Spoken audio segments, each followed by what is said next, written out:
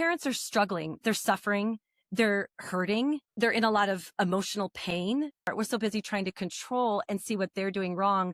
It's extremely difficult to like turn the focus back to you as a parent. But that's the bottom line, because that's the only thing we can really control anyway. Ladies and gentlemen, welcome to the Emil Show, where we talk about all things relational.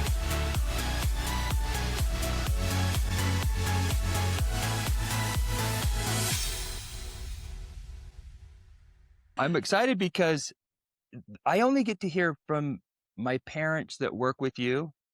So that's where I get most of my positive feedback from you.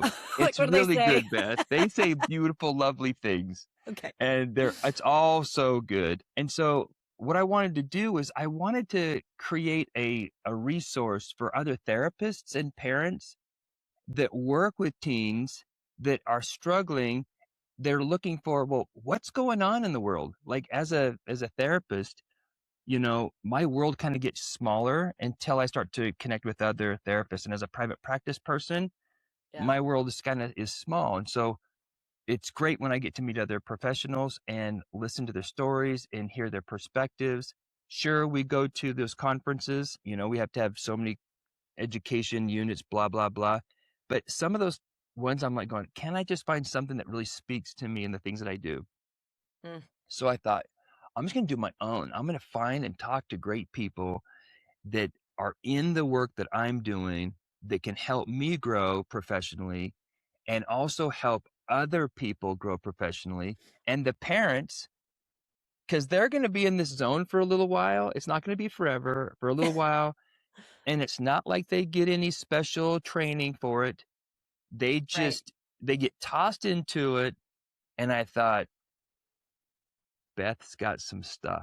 Beth started this process of the deep dive because she's always been passionate about growing personally, professionally, as a parent, as a partner, all those kinds of P words that just seem to flow out of my mouth right now.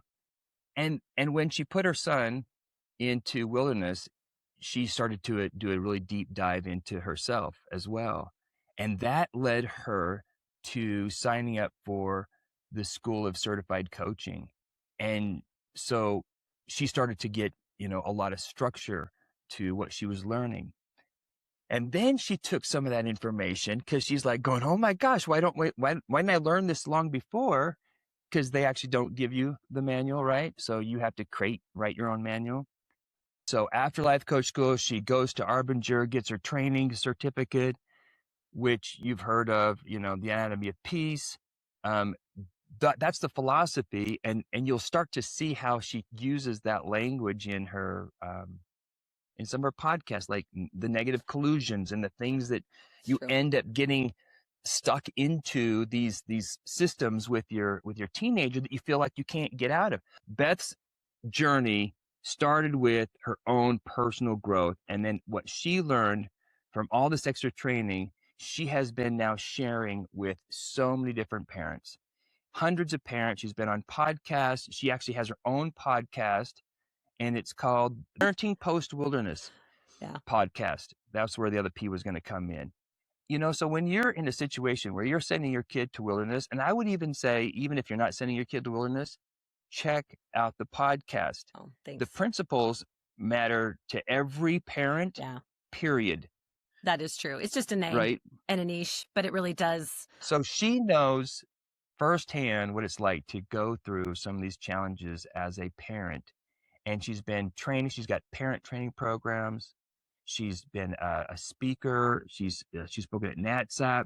So our guest, as you can tell, fantastic, fun personality, sense of humor, easy to talk to, also has some fantastic training, and most important, the School of Hard Knocks, where she's gotten most of her, you know, her scars, the bruises,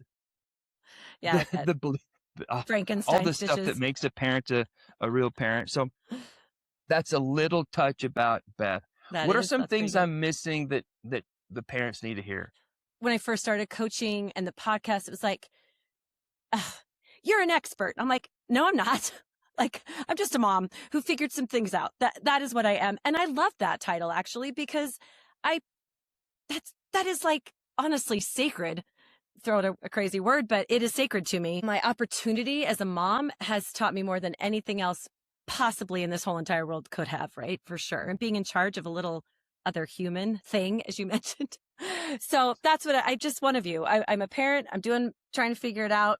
I still make mistakes, for Pete's sake, of course. And I just, and the more I figure myself out, the better mom I am. That's for sure. Yeah. I want you to tell me a little bit about, what do you think some of the biggest struggles parents have in dealing with teenagers now, whether they're sending their kid to a treatment program or wilderness, or just at home going, what the crap am I supposed to do with this kid? What are some of the challenges that you see as a coach? Okay. It's interesting because my world really did open up when I started coaching parents. Just personally, of course, and of course professionally. But I think one of the biggest things parents face, and it does not matter, who your child is, if they have mental health issues, if they're in treatment, if they're not in treatment, anything like that. Although I think these kids who struggle highlight this. But it's just enmeshment, which is a big word that I didn't even know what it meant, of course, because I'm just a parent. It's that I think I'm in charge of your feelings, basically. And I've put you in charge of my feelings, kid. And so then I just go about controlling you. And it's not that conscious, right? Of course it's not. Right. But that is what I was doing. That's what I was doing when, my kiddo was super, super struggling. And I just could not figure it out because he didn't do what I said. And what's best for this kid. You've seen him, you've raised this little thing, and now they're not listening anymore. And so you try harder because the decisions that they're making aren't turning out to be healthy, positive decisions. And so I like how you described the enmeshment. So many parents feel like there's not a graduation ceremony for when parenting turns into consulting, Yes. and they still try to, hey, you need to get your shoes on.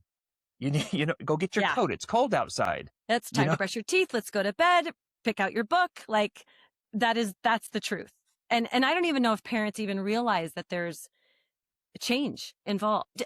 I know that sounds kind of silly, but I don't think I realized consciously so much that, I'm supposed to treat, of course, like a 6-year-old and a 16-year-old, but when you're in it, it's sort of just like, it just sort of runs away, as they're, no pun intended, but, they're growing up, just kind of like happens. And then you're the same thinking, why doesn't this work? I guess. Parenting is like the hardest possible thing in the whole planet. And one of the things I hear often with moms is they're a mom, and so they actually have the right to provide unsolicited advice. Oh, yes, we do. And feel have that taken to heart because, they're the mom. Absolutely. I absolutely knew what my children should do. And I was not wrong. Just kidding. I was really wrong, actually. You were so right. That's the thing. You were so right. They needed to figure that out somehow. If they could just get on the right mom program, seriously, they're going to be grateful later. Yeah, they will. One of my older sons, all my boys swam, actually, like in the club team in high school. And so one of them was very good. He was a very good swimmer, because going to state, all the things. And I was like, oh, this is clearly your path. I got you into swimming. You're welcome. And he's starting his senior year, and he is like, hey, I'm quitting. I'm like, you're funny. No, you're not. Because I know how this ends, right? You're going to get a scholarship and da-da-da. And it was devastating to me. And I'm like, oh yeah, well, he was only preparing me for the other kid. But finally one day he just came to me. He's like, Mom, I promise that I'm going to be good at something else as well. That's what he said to me. Wow. And I was like, oh, you're right. I am like hanging all my hats on swimming. And he's like, I got other talents, I promise. Kind of like helping me see. And yeah, that was a big moment. That's a little bit of wisdom, Yeah. like coming from a kid. Like, just so you know, this isn't all everything. I got. Yeah, I got more up my sleeve. I'm gonna impress you in other ways besides swimming. And you're like going, wow, you can do that? That's amazing. Yeah. It's so silly, but that really did impact, his sort of, I hate to say this, but he was wiser than me. That's 100%. So. Yeah. So now you've got 4 teenagers. Some are older than that, right? And then you have a younger one. So my youngest is 10, and then the next one is 24, 27, 28, 30. Right. Okay. 31 so, almost. So the truth is you've already gone through most of the teenagedom with 4 of them. And now you've got one more that's now going to be reaping the benefits of all of the things. I could try and pretend. Now I know too much. I know too much. And so then I know that I don't know anything. That's where I'm at. Some of the challenges that parents have, the sense of enmeshment, the sense of taking the responsibility for their success and long after childhood into teenage years and young adult years, there's a challenge between what is the mom's role, what's the kid's role, and how much should the mom be. And I say mom, I should say mom and dad, but I usually use mom because that's usually their helicopter role. Like, we don't really have helicopter dads as much. We still have them.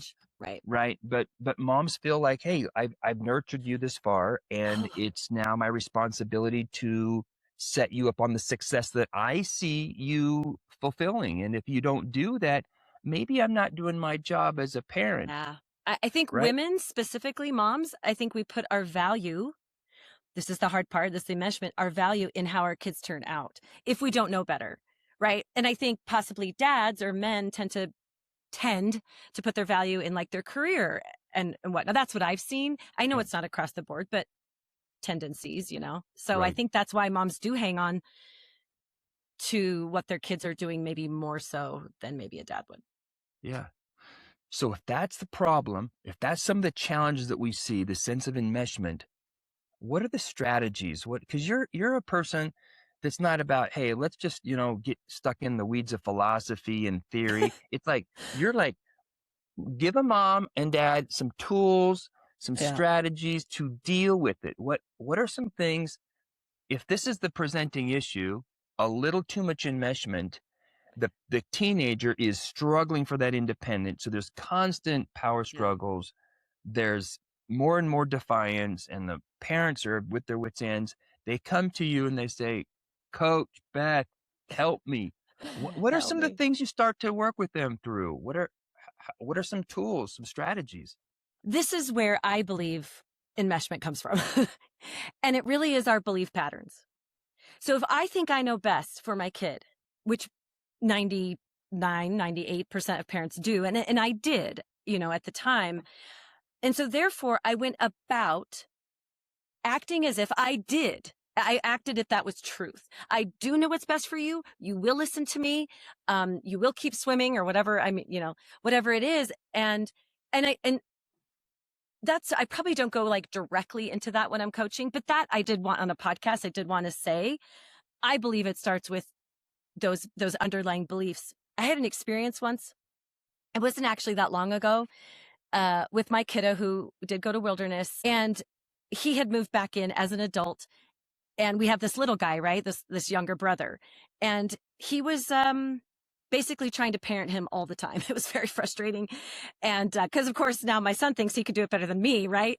He's helpful. He knows. Yeah. Super helpful. Right. At 21 or whatever. And one day I'm like, what is it? What is it? And I finally realized the thought or the belief that's been going through my head is that he takes everything out on me. That was my thought. I was like, my son, I was like, man, he just takes everything out on me. And so I was constantly getting offended by him, and I was constantly taking things personal. Okay. And so that's some enmeshment. And so when I finally realized that underlying belief, which is sometimes hard to tap into, it was like, oh my gosh, I know why now I'm offended all the time. And so I was able, just honestly, in recognizing and bringing that to the surface of like my conscious awareness, like, well, he doesn't take everything out on me. He just, acts like he's parenting me. I know that just, anyway, it's different, and it really does compute. So now I'm like, oh, I don't want that. And so I can go about finding a different belief for myself. Something like, oh, he's got his opinions, I've got mine, but I'm the mom, so here we go. Something like that. So the idea is to really look at your own patterns as a parent. That's often what I coach on, is because parents are struggling, they're suffering, they're hurting, they're in a lot of emotional pain, right? Watching their kiddo typically make really stupid and dumb and rough decisions. And so I'm a lot more gentler when I'm coaching, to be honest. But the truth is we got to look at the patterns, because parents not just complain, but really tell me all about what their kid is doing wrong. And really what we have to get to is, okay, well, then what do you do? Do you step in? Do you berate them? Do you ignore them? Do you avoid hard conversations? What's your part in it? That's really what I start to focus on, trying to help them see, because we're so busy. There's a enmeshment part. We're so busy trying to control and see what they're doing wrong. It's extremely difficult to like turn the focus back to you as a parent. But that's the bottom line, because that's the only thing we can really control anyway. Right. And that's a stretch anyway, because how much can we really control? I know. Try to, right? I know. So that's the so work those two that things, I do. First is you address their belief system, like, hey, what's driving this? And then what are the patterns that's driving? With that awareness, now they can probably see, oh, crud, I'm getting my value out of the outcome of my kid. Probably not the smartest thing. Maybe I don't know what's best for my kid. Maybe I need to be a little more open. Maybe my kid might know what's best for him. So now the beliefs are being changed and the patterns are being explored. Oh, I'm noticing that when I'm not feeling secure, I try to control. Or when I'm feeling whatever, when I feel sad, I start to get down on myself because my kids aren't as successful as they should be based on our environments or whatever. And I know that depending on the country or part of the country that you live in. Yes. Okay. Like go east. Okay. Guess what? They have higher pressure. The conversations are, so where's your kid going to school? That is the conversation. It is fascinating. It's true. It's like not only college, like high school. High school. Oh, what special school programs are you having your kid involved in? And if you don't have the right response, I mean, you suck as a parent. Oh, that is true. I have an experience where I didn't know one of the highfalutin colleges on the East Coast. I didn't know the name of it. And a parents dropped me as a coach. Of course. Because I didn't know. I was like, oh, wow. Okay, well, now I feel really sorry for your kid. I mean, that's right. It's like when the symptom becomes the reason why they break up with you, it's like, okay, we have bigger problems, man. We have some serious issues here. Oh, that is the truth. But they wanted you to buy in. They did. The cultural differences just in the United States is really quite fascinating. That is very true. Yeah. So Beth, let's say they finally get it. They go, oh my gosh, I'm always freaking out. I try to control. I try to take everything away. I'm using punishment as my strategy. One of the things I hear you talk about is boundaries. Talk to us a little bit about what are boundaries, because that's one of those terms that gets used a lot, but what the crap is a boundary? And but what are the boundaries? Where should they be? Like that is a lot to ask. So I'm gonna try. You have 20 seconds. Go. Right. Well, first of all, just to relate to possibly your audience, right, is I remember the wilderness therapist. So like my son came home, he's been home for a couple of months. He actually was clean for quite a while. Then he got back into substances. And when he got back into substances, I lost my ever-loving mind, right? Because I was like, wait a minute, we fixed you, kid. How come you're doing what you're supposed to, right? You went to program. You went to program, so you're all done now, right? And I remember calling the wilderness therapist like, what do I do? What do I do? And he's like, take his keys. I'm like, oh, okay, thanks, bye. And I hang up. I'm like, what the? Like, he thinks I can take that kid's keys? He's up in the night. I was so mad. I was frustrated and I was mad at myself, but I was like, he has no idea what's happening right now. Like, how am I supposed to approach this like 6'3" senior? I mean, my children are bigger than me. I'm Right. short, little. And Right. yeah, I'm like, what? This is like the saber-toothed tiger in my kitchen. There's no way. And I just remember that feeling. I felt ashamed of myself. I was embarrassed. It was so frustrating to me that the therapist didn't, and of course he's just doing his best, right? And he wasn't my therapist. He was just the wilderness therapist. I was calling out of the blue. So I get it. But after that, I thought, okay, yeah, I should take this kid's keys, but I can't. And I knew that was mine. So that is one of those things where I'm like, okay, if I'm not holding boundaries, I really need to understand why. What's in my way? What are my obstacles? And a lot of that is just fear, right? And my nervous system, as parents' nervous systems go, it's like constant crisis is where we were. And so I had to, it's a learned skill to be able to hold a boundary. I just want to relate to the audience. If you can't hold boundaries, like, man, do I get it. But I had to learn how to do it. I had to really realize, okay, it's like baby steps, right? I had to first say, okay, what am I in control of? I can't make him stop using substances. That floored me.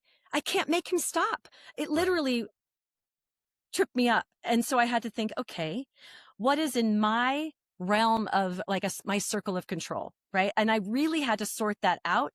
And I realized my hands are in my circle of control, my mouth, where I put my body, where I don't, what I search, that's in my control because my kid's living with me. And so I really had to figure out what that was. That helped me a lot. I teach this thing, which I'm sure you're familiar with. It's like I have a circle of control, which is all me, a circle of influence, which is how I say things, my tone, when I say them, timing, all of that. And then I have this circle of concern. Yes. And so when I started to realize and learn that, it was like, dawn rose. I had no idea that was a thing. And that really, really helped me understand where my part was. So then instead of making like, you can't swear at me. Well, he can actually, and did. And he's still doing it. Just, yeah.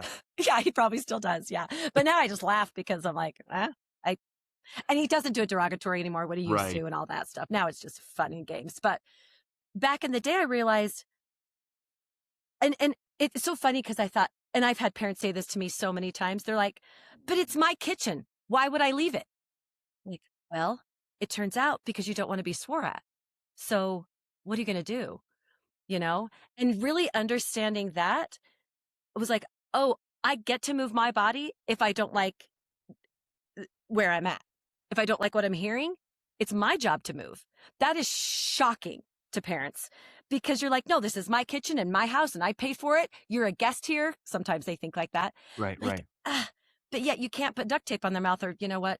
People are going to be called. You don't want. Right. That's that's against the rules. It's against the rules. You can't put duct tape on their mouth. I thought about handcuffing my hands with his just so I could knock away the drugs. I thought about doing all sorts of things. I never did it though. Right. Kudos to me. So that's called love. Love is when you don't do those things, when yeah. Yeah, even though you want to. Luckily you can't go to jail for thoughts. So there you go.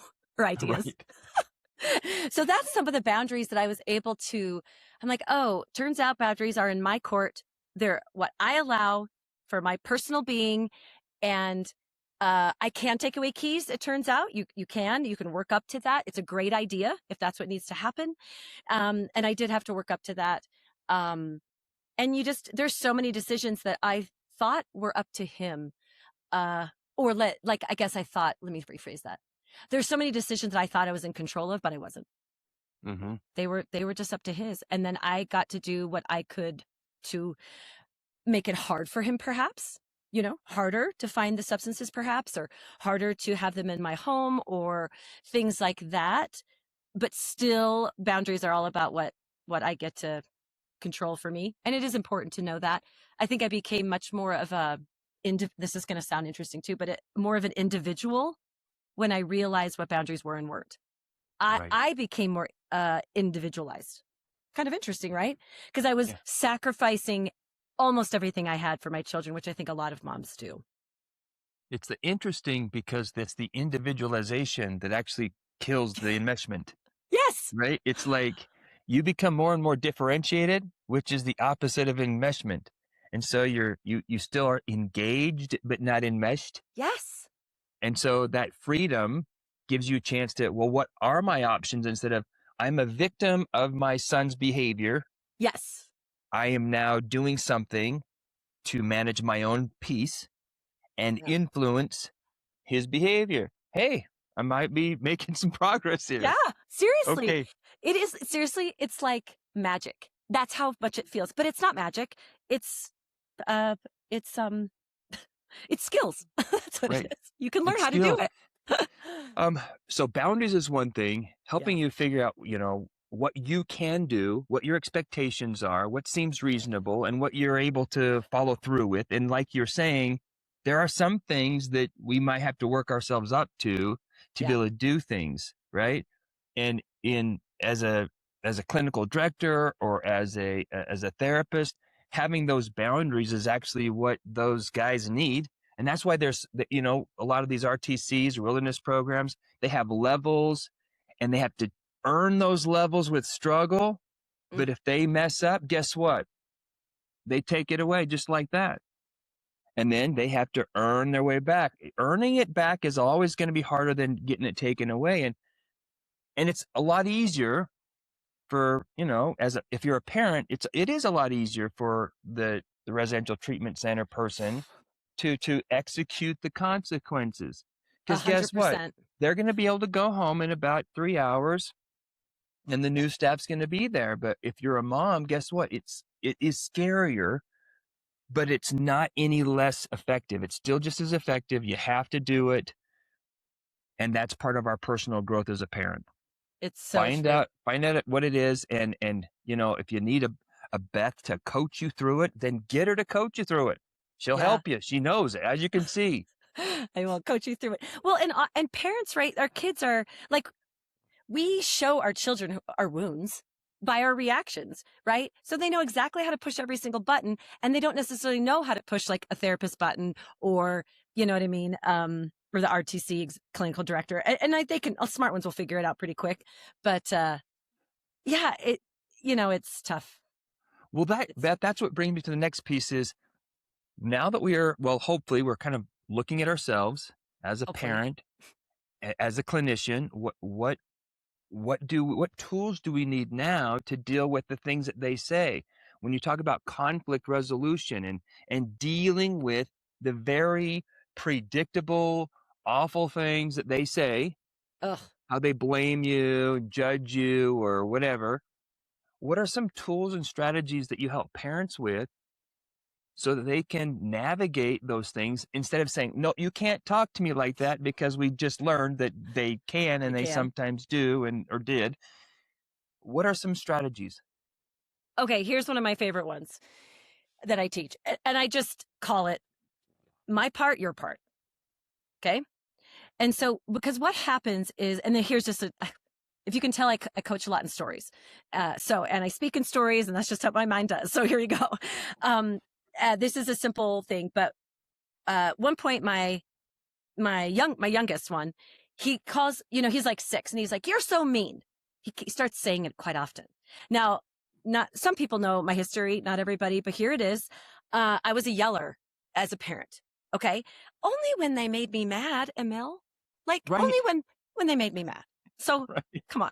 No. And so I had some anger issues.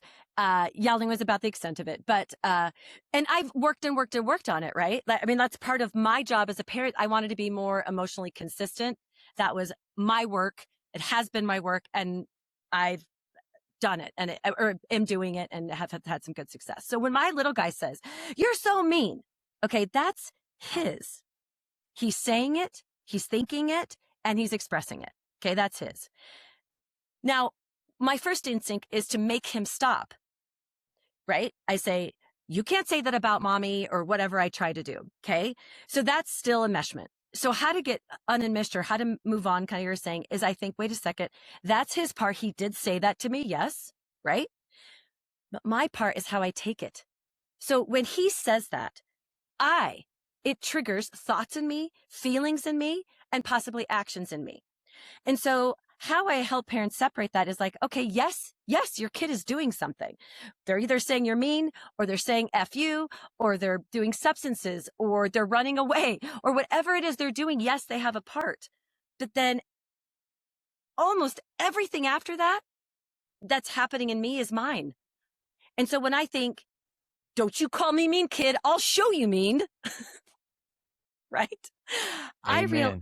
Amen. I think, oh my gosh, that's mine. So yes, he said it, but then I take my body, my system, nervous system takes the lead, and I've got to flood. I'm flooded with thoughts and feelings, and I got to make this kid stop. So what I do and what I coach parents to do is we want to take this example, whatever is happening in their situation, and we want to slow it down and break it down so they can start to see their part in things. And so I break it down typically into thoughts, feelings, and then maybe behavior from the parent. This is what I do in Totu.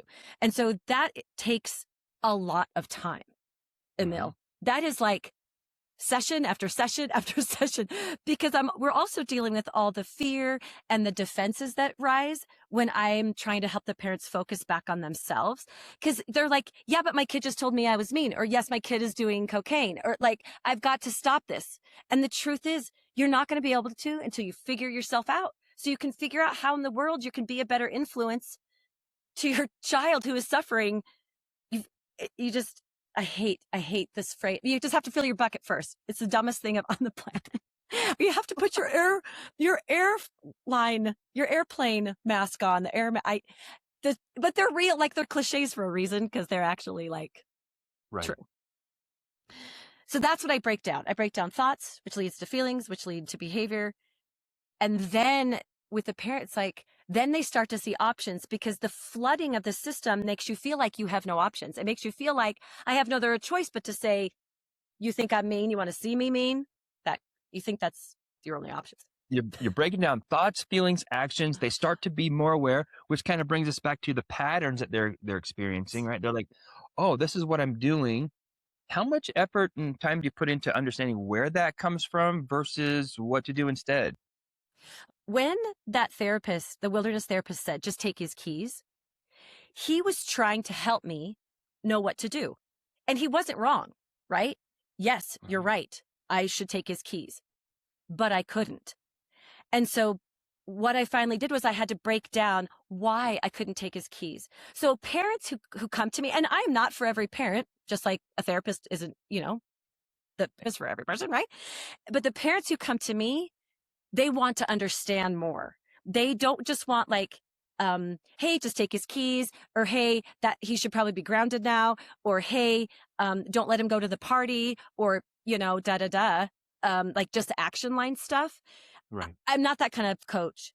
And so I go back, I really take the time for the people who come to me. I think they want that. They want to understand, wait a minute, and not like super deep, like therapy deep, but like deep enough to understand, oh my gosh, that is why I can't take his keys, because I'm afraid he's going to hurt me, even though he hasn't like physically hurt me, Right. that kind of thing. And so I'm like, oh, and that back to that other example of, oh, my brain was telling me he takes everything out on me, which is just a phrase, but it was where everything was coming from in my behavior.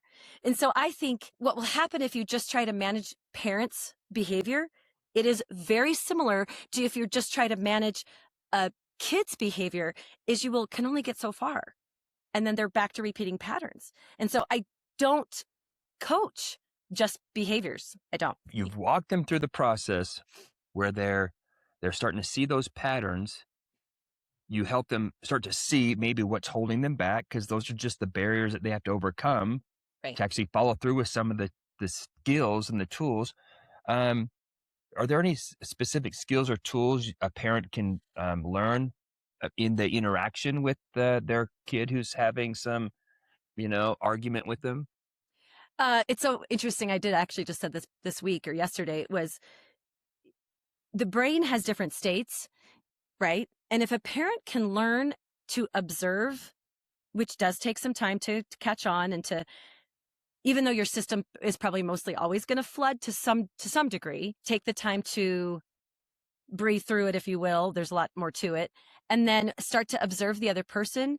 You can start to learn where their brain is at. If it's in like a survival brain, which means they're basically acting like a trapped animal and they'll do anything, they'll say anything to you, or maybe they're more of an emotional state where there's more than just anger coming out. There's like an emotional state.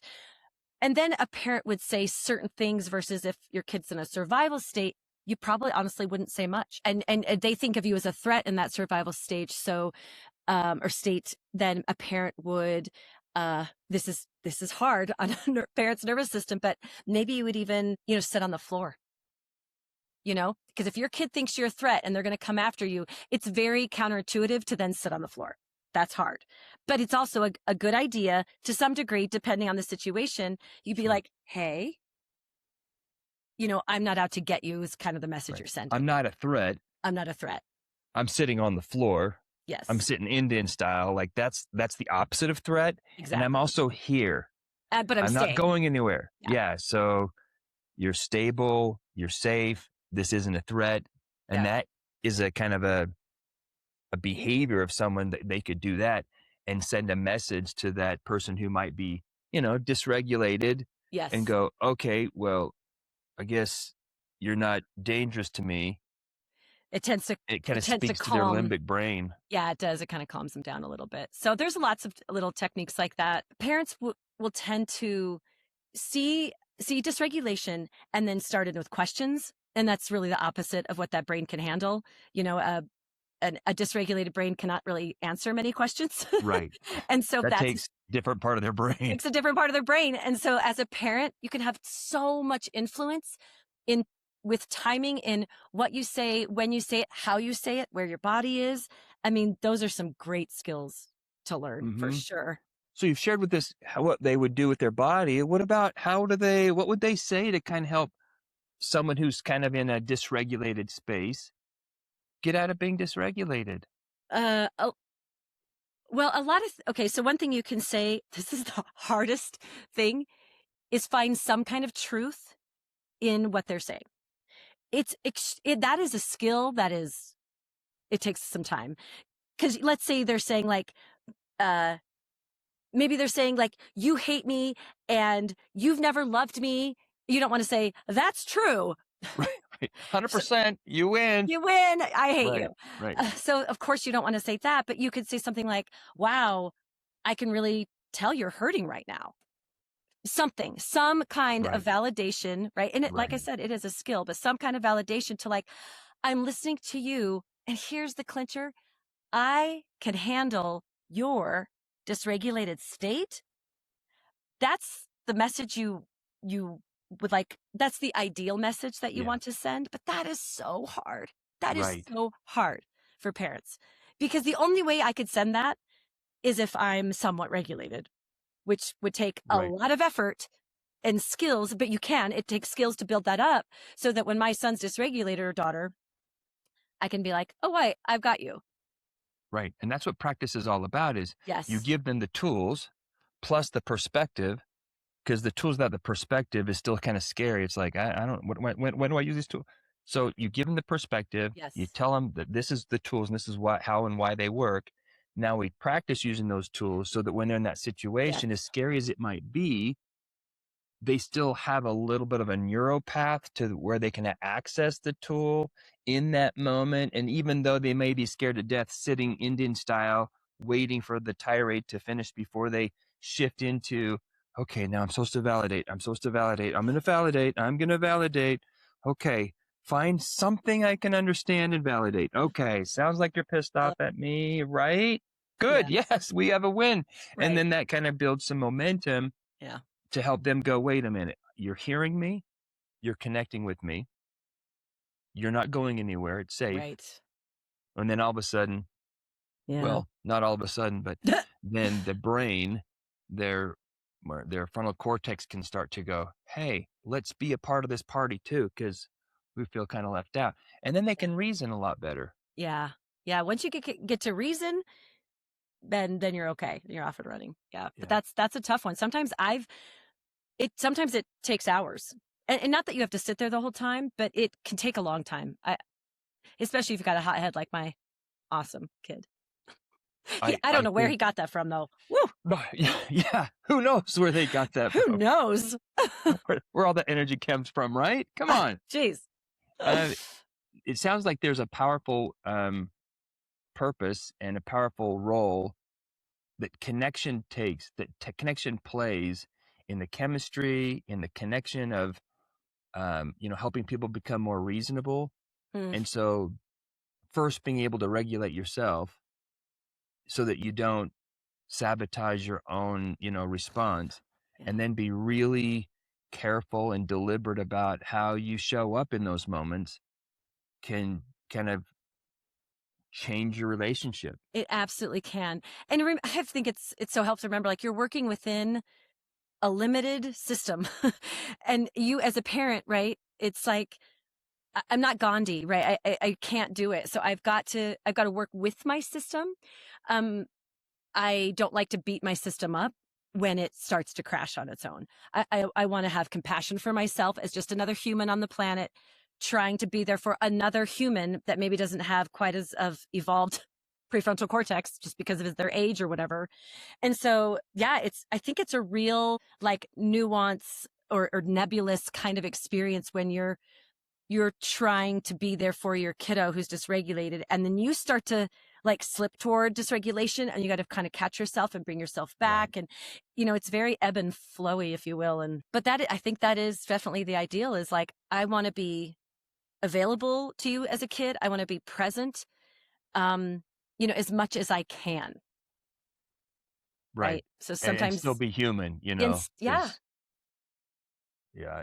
You can't always be perfectly regulated, because I don't know anybody who can. That doesn't sound human possible. Yeah. It's a lot easier with someone else's kid. I'll tell you that. I know, that's right. That's why therapists can do it a little bit easier than parents sometimes. Yeah. When do you pull the trigger on a residential treatment center or a wilderness program? You've been there.